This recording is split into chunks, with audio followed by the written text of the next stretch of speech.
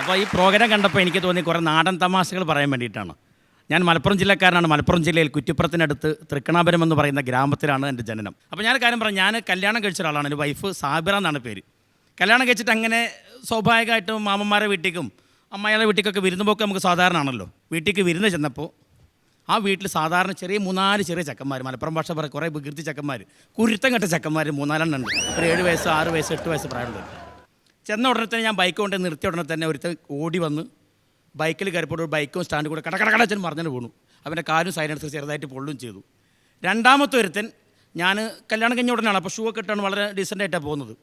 രണ്ടാമത്തെ ഒരുത്തൻ ഞാൻ ഷൂ അയച്ച് വെച്ചിട്ട് കയറിയിരിക്കായിരുന്നു. ആ ഷൂവിൻ്റെ 2 ലൈസും തമ്മിൽ കൂട്ടിക്കെട്ടി അവൻ ആ ഷൂ ആയിട്ട് ഒന്നിനെ നായ വന്നപ്പോൾ നായനെ എറിഞ്ഞു ഷൂസ് പോയി.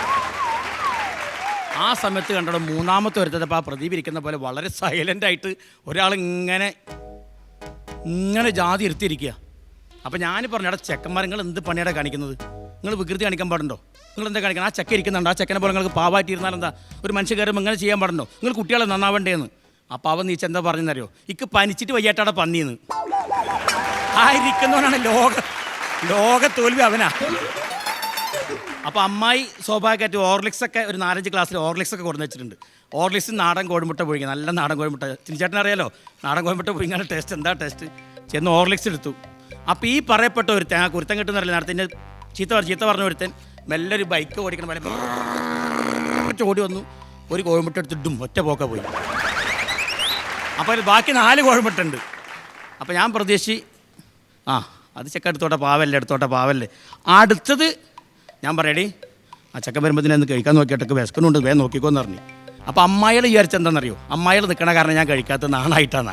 അപ്പോൾ അമ്മായികൾ അകത്തേക്കാണ് പോയി. പിന്നെയും കണ്ടിക്കണ ചെക്ക 2 ചെക്കന്മാരെ കൂട്ടി വണ്ടിന്നിട്ട് 2 കോഴിമുട്ട അടിച്ച് മാറ്റി ആ പോക്കും പോയി. ലാസ്റ്റ് ഒരു കോഴിമുട്ട ഉള്ളത് ഞാൻ എടുക്കാൻ നേരത്തെ തന്നെ ചെക്കൻ വന്നാൽ ഞാൻ ചെക്കൻ്റെ കൈ ഒറ്റപ്പെടുത്താണ് പിടിച്ചു. അപ്പം അമ്മായി എന്താ പറഞ്ഞുതരാം അകത്ത് നോക്കിയിട്ട്, മോനെ 4 തിന്നില്ല, അതാ കുട്ടിക്ക് കൊടുത്താളേന്ന്. പിന്നെ എന്തിനാ എങ്ങനെയാണ് വിരുന്ന് വന്നിക്കണത്? കുട്ടിക്ക് കൊടുത്തോളൂ എന്ന് പറയുന്നൊരു സാധനമേ. എൻ്റെ ഒരു സുഹൃത്ത് തിരുവനന്തപുരത്ത് നിന്ന് ഞങ്ങൾ ഒന്നിച്ച് ട്രെയിനിൽ വരികയാണ്. അപ്പോൾ ഇവൻ ഈ സ്പ്രൈറ്റ് പോലത്തെ എന്തോ ഒരു കുടിക്കുന്ന സാധനത്തിൽ സ്മോൾ മിക്സ് ചെയ്തിട്ട് ചെറിയ ഇത്രയുള്ളൊരു കുപ്പിയും കയ്യിൽ വെച്ചിട്ട് നല്ല സാധനമായിട്ട് അത് ഇടയ്ക്കിടയ്ക്ക് അടിച്ചുകൊണ്ടിരിക്കുക. അപ്പോൾ ഓപ്പോസിറ്റ് ഒരു ഫാമിലി ഉണ്ട്, അതിലൊരു ചെറിയ ചെറുക്കുണ്ട്. ഇവൻ കുറേ നേരമായിട്ട് എന്താന്ന് മനസ്സിലായി. ഇയാൾ ഇടയ്ക്ക് ഓരോന്നൊക്കെ അടിക്കും. കുറച്ച് കഴിഞ്ഞപ്പോൾ ഈ ഓപ്പോസിറ്റ് ഇരിക്കുന്ന പുള്ളി കൊച്ചിൻ്റെ അച്ഛൻ പറഞ്ഞു, അതേ ഇച്ചിരി സ്പ്രൈറ്റ് ഇവന് കൊടുക്കാവോ, അവൻ കുറേ നേരമായിട്ട് കരഞ്ഞോണ്ടിരിക്കുക, ഒന്ന് കൊടുക്കാവോ. ഇയാൾ പെട്ടെന്ന് എന്ത് ചെയ്യാൻ, സ്മോളല്ലേ ഇത്, ഇത് പറഞ്ഞാലും പ്രശ്നം, കൊടുക്കാൻ പറ്റത്തില്ല എന്ന് പറഞ്ഞിട്ടോ. കുറച്ച് കഴിഞ്ഞപ്പോൾ ചെറുക്കൻ തന്നേ പറ്റുള്ളൂ എന്ന് പറഞ്ഞിട്ട് ഭയങ്കര വാശിയായി. അപ്പോൾ ഈ കൊച്ചിൻ്റെ അച്ഛൻ പറഞ്ഞു, ഞാൻ അടുത്ത സ്റ്റേഷനിലെത്തുമ്പോൾ നിങ്ങൾക്കൊരു 1.5 ലിറ്റർ സ്പ്രൈറ്റ് മേടിച്ചു തരാം. ഇപ്പം ഒരു തുള്ളി ഈ ചെറുക്കന് കൊടുക്കാൻ കഴിഞ്ഞ പുള്ളി പറഞ്ഞ് കൊടുക്കാൻ പറ്റത്തില്ല എന്ന് പറഞ്ഞു.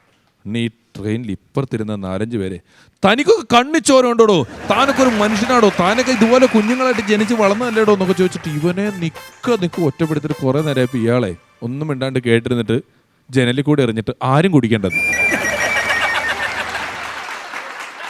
റാഫി ഒരു അധ്യാപകൻ കൂടിയാണ്. അപ്പോൾ കുട്ടികളൊക്കെ പഠിക്കാൻ വരുമല്ലോ ഇവിടെ കലാമല്ലിൽ വരുമ്പോൾ ആദ്യം എന്തായിരിക്കും പഠിപ്പിച്ചു കൊടുക്കുന്നത്? അല്ല, ആദ്യം ഞാൻ ബേസിക്കലായിട്ട് പഠിപ്പിക്കുന്നത് കുറേ ശബ്ദാനുകരണങ്ങളാണ്. കേട്ടാൽ കൗതുകമുള്ള, കേട്ടാൽ നമുക്ക് എപ്പോൾ ഓർമ്മ വരുന്ന ഒരു 250 പര ശബ്ദങ്ങളാണ് പഠിപ്പിക്കുന്നത്. വീഡിയോ കാസറ്റ് എൻ്റെ കല്യാണത്തിനുണ്ടായിരുന്നു. അപ്പോൾ എൻ്റെ കുടുംബത്തിലൊരു മാമൻ വന്നിട്ട് ചെക്കൻ്റെ കയ്യിൽ കൊടുത്തു. അന്ന് വീഡിയോ ഇറങ്ങിയ കാലം, നമ്മൾ ആൻറ്റി ക്യാമറ ഉണ്ടല്ലോ, ആൻറ്റി ക്യാമറ ഇറങ്ങിയ കാലഘട്ടമാണ്. അങ്ങനെ ക്യാമറ കൊടുത്തപ്പോൾ മാമൻ്റെ ഒരു ബകയിൽ ചെക്കൻ്റെ അടുത്ത് ചോദിച്ചു, എടാ എനിക്കിത് എടുക്കാനറിയോ? ഞാൻ 2 മാസത്തെ ശമ്പളം മാറ്റി വെച്ചിട്ട് കല്യാണത്തിന് വേണ്ടി വാങ്ങിയ വീഡിയോ ആണ്, ഉഷാറാക്കണം. ഉഷാറല്ലോ എന്ന് ചോദിച്ചാൽ ഉഷാറാണ് നമുക്കറിയാം, ബഷീർഖാൻ്റെ കല്യാണത്തിന് ഞാനല്ലേ എടുത്തിരുന്നത്. പരിചയം ഉണ്ടല്ലേ. അങ്ങനെ സ്വാഭാവികമായിട്ട് കല്യാണമൊക്കെ കഴിഞ്ഞു. കല്യാണത്തിന് വീഡിയോ കാസറ്റ് കാണാൻ വെച്ചാൽ നമുക്ക് എല്ലാ കൗതുകമായിരുന്നല്ലോ അന്നത്തെ കാലത്ത്. പുതിയാപ്പിളും പുതിയ എല്ലാവരും ഒരുമിച്ചിരുന്ന് ഭക്ഷണമൊക്കെ കഴിച്ചു, കോയിറച്ചും പത്തിരൊക്കെ തിന്നിട്ട് ഇങ്ങനെ വീഡിയോ കാസറ്റ് കാണുകയാണ്. വീഡിയോ കാസറ്റ് അപ്പോൾ ഞാൻ പുതിയാപ്പിളായിട്ട് ഇങ്ങനെ വരികയാണ്, നടന്നിങ്ങനെ വരുന്നു, ടവലൊക്കെ തലയിലിട്ട് കൊണ്ട് നടന്നു വരുന്നു. വന്നപാട് ആൾ കയ്യായിരുന്നു. അപ്പോൾ ഒരു ബൊക്കെ തരും. ഞങ്ങളുടെ നാട്ടിൽ കാല് കഴുകുന്നൊരു പരിപാടിയുണ്ട്, കിണ്ടി കൊണ്ട് കാലേക്ക് കയറ്റുന്നൊരു പരിപാടിയുണ്ട്. അപ്പോൾ കിണ്ടി തരുന്ന ചെക്കൻ കിണ്ടി തരുന്നു. കിണ്ടി തന്നോട് കൂടി കിണ്ടി വെള്ളം തലയെ കൂടെ ഒളിച്ച പോലൊക്കെ ഇങ്ങനെ തോന്നൽ പെട്ടെന്ന്. പിന്നെ അത് കഴിഞ്ഞപ്പോൾ മാമൻ ഓടി വരുന്നു, മാമനെ കെട്ടിപ്പിടിക്കുന്നു. മാമൻ തല കുത്തനാക്കി ഇങ്ങനെ നടക്കുന്ന പോലെ ഇങ്ങനെ കേട്ടു തോന്നുന്നു വീഡിയോ കാസറ്റ് കണ്ടുകൊണ്ടിരിക്കുമ്പോൾ. അപ്പോൾ മാമൻ ഇങ്ങനെ കണ്ടുകൊണ്ടിരിക്കുമ്പോൾ ഈ വീഡിയോ എടുത്ത ചെക്കനെ അടുത്തിരിക്കുന്നുണ്ട്. അവനെ ഇടങ്ങണിട്ട് നോക്കുന്നുണ്ട്. അപ്പോൾ അറിയാത്ത പോലെ ഇങ്ങനെ റിയാക്ഷൻ ഇട്ടിരിക്കുകയാണ്. ഇതെന്താ സംഭവം എന്ന് ചോദിച്ചു. യാതൊരു ഐഡിയ ഇല്ല. ഇവൻ പറഞ്ഞു മാമ എഡിറ്റ് ചെയ്തോലെ സംഭവിച്ചേക്കാറും, എൻ്റെ അടുത്ത് തെറ്റില്ല മാമ, ഞാൻ നന്നായിട്ട് എടുക്കണല്ലേ, മറ്റേ കല്യാണം ഞാൻ എടുത്തല്ലേ. അങ്ങനെ കുറേ കഥകൾ പറഞ്ഞു ഇവൻ. ലാസ്റ്റ് എന്താ സംഭവം എന്നറിയോ? ഇവൻ്റെ വിചാരത്തിനകത്തെ കൂടെ കൈയിട്ട് ഇതിൽ കൂടെ നോക്കിയാൽ മാത്രമേ ഷൂട്ടാവുന്നുള്ളൂ. കല്യാണ വീട്ടിൽ കല്യാണ കാസറ്റ് പിടിക്കുന്ന സമയത്ത് ഈ ക്യാമറ തൂക്കി അവൻ ഇങ്ങനെ നടക്കുകയായിരുന്നു. ഈ ക്യാമറ തൂക്കിയിട്ട് അവൻ നടക്കുന്നു, ഈ ചെക്കനും പെണ്ണും വരുന്ന കാറ് തമ്മിൽ കൂട്ടിയിടിക്കുന്നു, ഭക്ഷണം കേൾക്കുന്നു പറഞ്ഞിരിക്കുന്നു. ആകെ ഒരു സീനായിരുന്നു. അപ്പോൾ ഈ പൊട്ടൻ്റെ വിചാരം നോക്കിയാൽ മാത്രമേ ഷൂട്ടാവുള്ളൂ. അങ്ങനെ വലിയൊരു അബദ്ധം പറ്റി. ഞങ്ങളുടെ വീടിനടുത്ത് ഒരു നേഴ്സുണ്ട്. അപ്പോൾ ഈ നേഴ്സിൻ്റെ വീട്ടിൽ കറണ്ട് ഇല്ലെന്ന് പറഞ്ഞ് പുള്ളിക്കാരത്തി ഇടയ്ക്കിടയ്ക്ക് KCB-യിലൊക്കെ വിളിച്ച് പരാതി പറയും. സംഭവം എന്താണെന്ന് വെച്ച് കഴിഞ്ഞാൽ പുള്ളിക്കാരത്തി ടെസ്റ്റർ എടുത്തിട്ട് അതിനകത്ത് കുത്തിയിട്ട് പുറത്തെടുത്തിട്ട് കത്തുണ്ടോ എന്ന് നോക്കുമോ ഇടയ്ക്കിടയ്ക്ക്. ഇത് കത്തുമല്ലോ. നേഴ്സ് ആയതുകൊണ്ട് ഈ തെർമോമീറ്റർ വായിൽ വെച്ച് കൊടുത്തിട്ട് ഇത് പുറത്തെടുത്തിട്ടല്ലേ നോക്കുന്നത്. അതുപോലെ ടെസ്റ്റിൽ കുത്തി നോക്കുന്നു അതിനകത്ത്. അബദ്ധങ്ങൾ പറ്റുന്ന ഇപ്പോൾ സിസ്റ്റർക്ക് പറ്റിയ വലിയൊരു അബദ്ധം പറ്റി. അങ്ങനെ അബദ്ധങ്ങൾ പറ്റുന്ന മറ്റ് ചില ആളുകൾ എൻ്റെ വീട്ടിനടുത്ത് എൻ്റെ കല്യാണ കേസറ്റ് കണ്ട വീട്ടിൽ നിന്ന് മറ്റൊരാൾക്കൊരു അബദ്ധം പറ്റിയിട്ടുണ്ട്. ആ അബദ്ധം എന്താണെന്ന് വെച്ച് കഴിഞ്ഞാൽ കല്യാണ വീട്ടിലെ ആൾ പറഞ്ഞു, പിന്നെ അടുത്ത വീട്ടിൽ കാരണവരാണ് ആൾ പറഞ്ഞു ഫോട്ടോഗ്രാഫർ വിളിച്ചിട്ട്, അന്ന് 36 രൂപ ഫിലിമിനുള്ള കാലഘട്ടം. ഈ കൊടാക്കട ഫിലിം സ്ലിക്ക് നടിക്കുന്ന ക്യാമറ അടിക്കുന്ന കാലമാണ്. 36 രൂപയല്ല, 36 ഫിലിം ഉണ്ടാവുള്ളൂ, അതിന് 110 രൂപ. 110 ആ കാലഘട്ടമാണ്. അപ്പോൾ അവനോട് പറഞ്ഞു, ചേട്ടാ ഈ ഒരു കാര്യം ചെയ്തോ, ഈ വലിയ ഫോമാക്കാൻ നിന്നിട്ട് കണ്ണി കണ്ടാരൊക്കെ കൂടെ നിന്ന് ഞാൻ പലരുടെ കൂടെ കൈ കൊടുക്കും, പലരും ഞാൻ സീറ്റിൽ ഇരുത്തും, അവരൊന്നും ഫോട്ടോ എടുക്കാൻ നിൽക്കരുത്, എൻ്റെ കയ്യിൽ കായ് ഉണ്ടാവില്ല കല്യാണം കഴിഞ്ഞാൽ തരാൻ, ഇപ്പോൾ വലിയൊരു ആൽബം കൊടുന്നാൽ ഞാൻ അടങ്ങാറാവും. ഈ ഒരു കാര്യം ചെയ്യാം, ഞാൻ കൈ കൊടുത്ത് ഞാൻ സിഗ്നൽ കാണിക്കും ഒപ്പം നിന്നുകൊണ്ട്, അവരെ മാത്രം ഫോട്ടോ എടുത്താൽ മതി അറിഞ്ഞു. ആയിക്കോട്ടെ, നിങ്ങൾ പറഞ്ഞ ആചാരം അതിലപ്പുറം ഞാൻ ചെയ്യൂല, അറിയില്ല നിങ്ങളടുത്ത് കായില്ലാത്തവർ അറിയണല്ലേ, അതിലപ്പുറം ഞാൻ ചെയ്യില്ല അറിഞ്ഞു. അങ്ങനെ ഈ ആൾക്കാർ വരുന്നു, അപ്പോൾ ആൾ കൈ കൊടുക്കും. അപ്പോൾ ചെക്കൻ ഇങ്ങനെ ക്യാമറ പിടിച്ച് റെഡി ആയിട്ട് നിൽക്കുകയാണേ. എപ്പോഴാണ് ക്ലിക്ക് ചെയ്യണം ആചാര്യ സിഗ്നൽ കിട്ടാൻ വേണ്ടി കാത്തിരിക്കുകയാണ്. അപ്പോൾ ആചാര്യ പറഞ്ഞു മൈൻഡാണ്, അവർ മൈൻഡാണ്. അപ്പോൾ ചെക്കൻ മനസ്സിലായി വേണ്ട. അടുത്ത ടീം വരുന്നു, ആചാര്യ കൈ കൊടുത്തു. അപ്പോൾ ആചാര്യ വെറുതെ ഇങ്ങനെ കാണിക്കും. അപ്പോൾ ചെക്കൻ ക്ലിക്ക് എടുത്തു. അങ്ങനെ അതിർപ്പത്തിൽ വലിയ പേജിൽ അങ്ങനെ മറിക്കണ വലിയ ഒരു ഓട്ടോറിക്ഷ വിളിച്ച് കൊണ്ടുവരാൻ പറ്റുന്ന വലിയൊരു ആൽബമാണ്. ആ ആൽബം ഇങ്ങനെ മറിച്ച് നോക്കുമ്പോൾ എല്ലാ ഫോട്ടോയിലും ആചാര്യ സകല ഫോട്ടോ എടുത്തപ്പോൾ ആചാര്യ ഇങ്ങനൊക്കെ ഞങ്ങളത് ഈ പണ്ടത് ഫോട്ടോ ക്ലിയർ ആവണമെങ്കിൽ അനങ്ങരുത്. നമ്മുടെ അനങ്ങിയാൽ ഈ ഫോട്ടോ ഫോക്കസ് ഔട്ട് പോലെ ആവുമല്ലോ, അനങ്ങാണ്ടിരിക്കണമല്ലോ. അപ്പം അന്ന് അതുപോലെ തന്നെ ഈ നമ്മളെ പിടിച്ചിരിക്കും, നമുക്കൊന്നും ഇരിക്കാനൊന്നും അറിയത്തില്ല, നമ്മളെ കയറ്റി ഇരുത്തിയിട്ട്.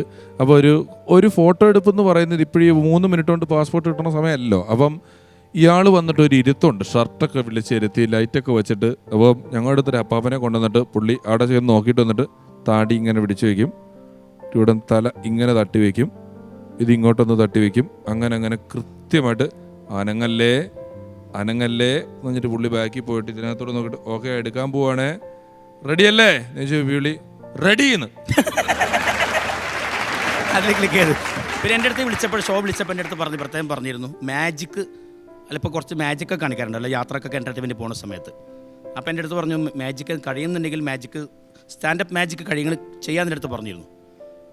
അപ്പോൾ ഞാനങ്ങനെ ഒരു ഐറ്റം മാജിക്ക് ചെയ്യാൻ പോവാണ് കേട്ടാ.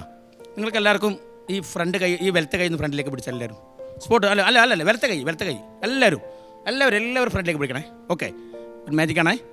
ഒന്നിങ്ങനെ കാണിക്കൂ, ഇനി ഇടത്തോട്ട് സ്പീഡിൽ കാണിക്കൂ. ഓക്കെ, അപ്പം നിങ്ങൾ ടാറ്റ സ്ഥിതിക്ക് ഞാൻ അവസാനിപ്പിക്കുന്നു. നന്ദി, നമസ്കാരം, താങ്ക് യു, ബൈ.